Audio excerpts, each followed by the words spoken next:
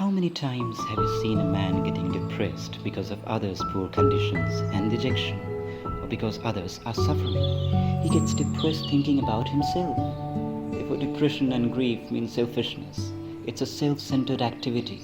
It's only a heart that lacks love which gets depressed, and not a heart that overflows with love and compassion. Pity on such a heart.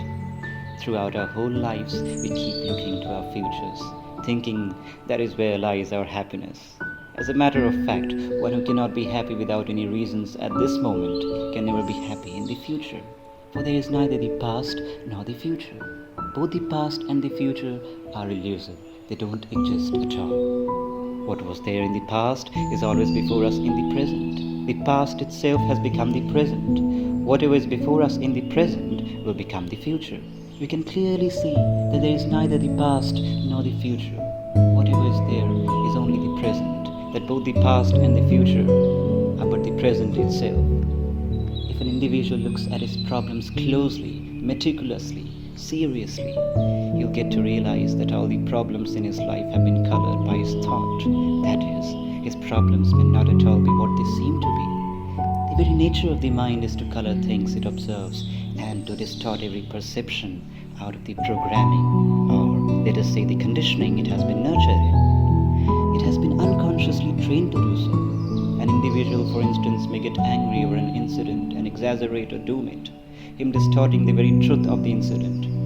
Moreover, he fails to see what's before him when he gets angry, and he eventually starts thinking of how the incident should be in lieu of seeing what the incident is. It's very clear to us that seeing what is before us is something totally different than seeing what should be. The moment an individual tries to change what is before him, he stops seeing what is before him, for he then gets focused on the change, on whatever should be there according to him, his conditioning and his programming. As long as there is thought, there is what humans call happiness and sorrow. Very few of us, however, may have tried to ponder over what's beyond thought, that is, whatever is beyond the mind. So long as one is thinking, one can get angry, sad, jealous, or happy. But what happens in the state of thoughtlessness? The state of thoughtlessness is one of pure observation, in which the psychological thinker is completely absent. Thought and the psychological thinker, who is the center of all thoughts in the mind, are both the same, them being the two sides of the same coin. Without one, the other cannot exist at all. So long as there is a past, there is thought.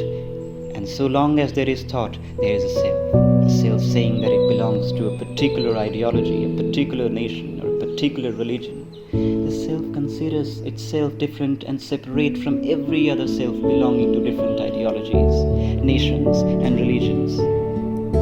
Therefore, there comes about a psychological division in society.